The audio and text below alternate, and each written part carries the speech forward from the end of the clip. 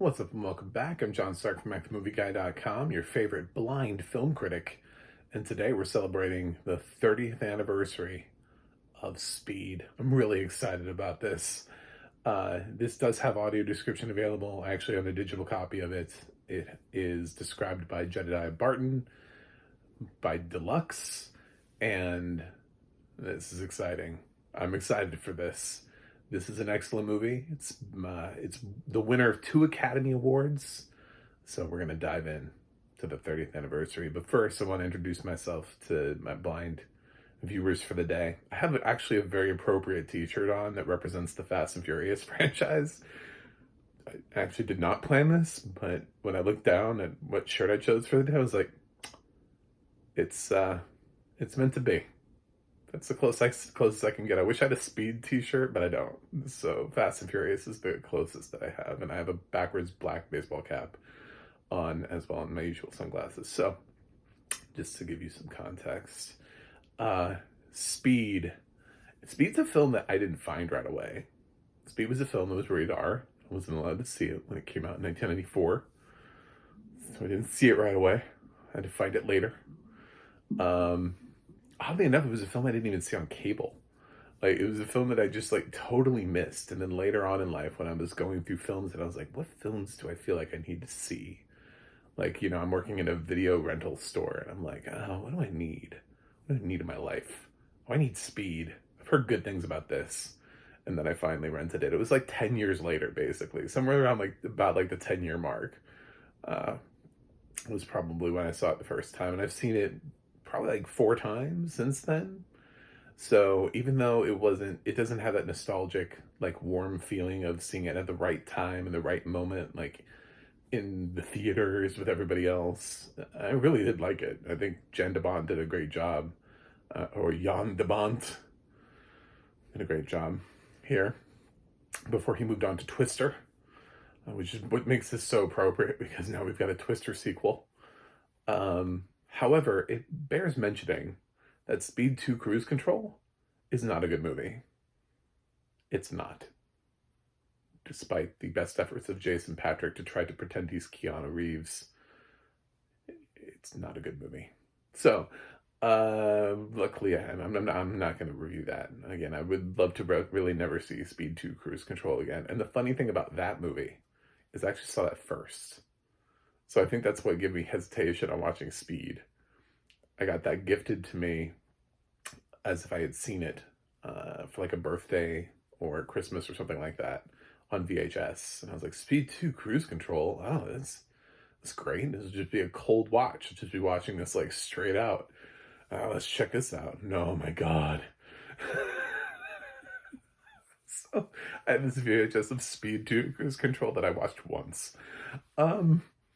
So yeah, Speed is Jack Traven is Keanu Reeves' character, and he's part of this police squad / bomb squad. His partner is played by Jeff Daniels, and we open up and we've got this sort of like high octane thing. There's a bomb and it's in an elevator, and he and Jeff Daniels get in there and make stuff happen. 1994 was actually a big year for Jeff Daniels. I'm really hoping to touch Dumb and Dumber also.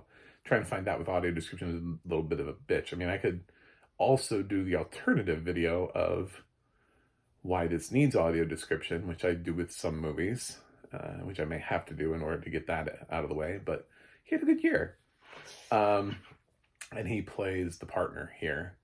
And they are tasked with saving 13 people from an elevator from a madman bomber.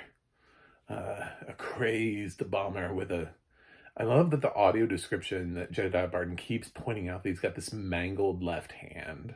It's like really specific, and then like he's missing like a thumb, and like it grows. Like the mangling of this hand grows. Like I think the first time he just mentions it's a mangled hand, and then like later on it's a mangled hand missing a thumb, and I'm like, oh my God. Like, we're really focusing on this hand. I love it. Thank you.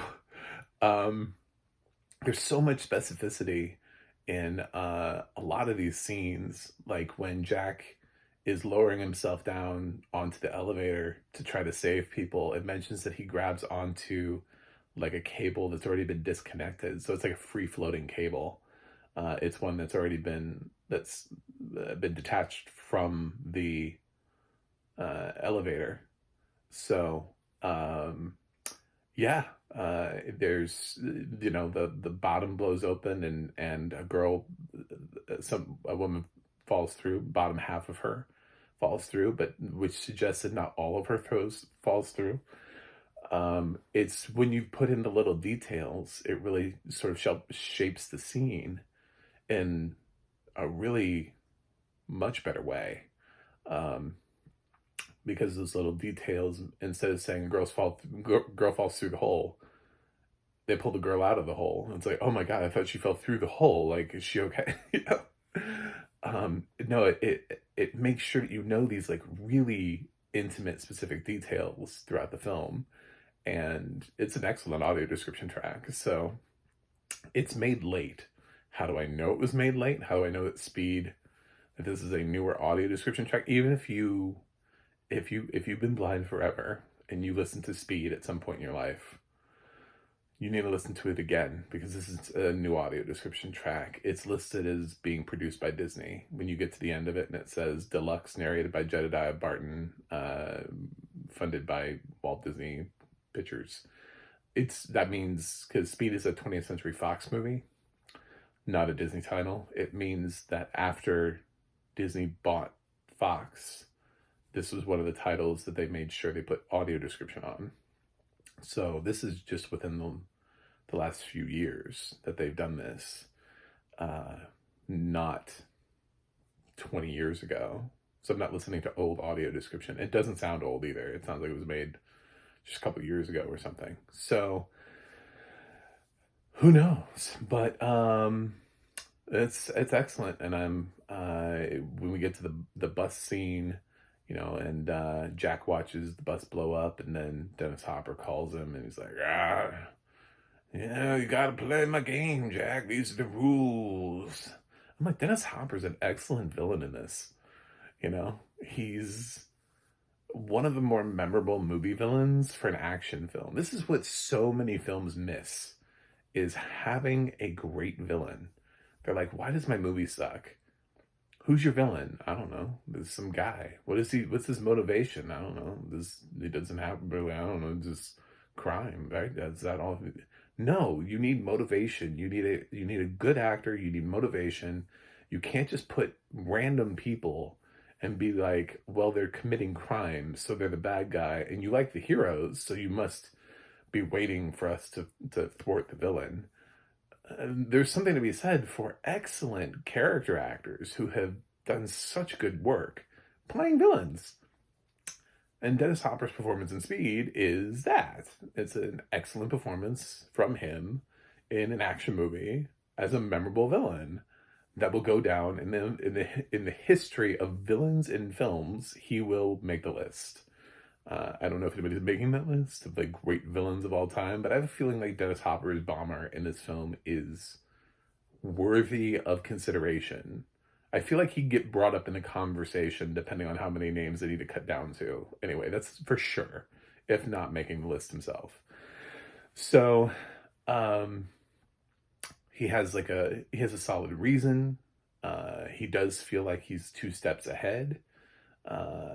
Everything is, for a film that seems kind of simple, like don't let the bus drop below 50 miles an hour, it's actually really complex and complicated, and a lot of things work out. And yeah, I'm fairly impressed with this movie every time I watch it.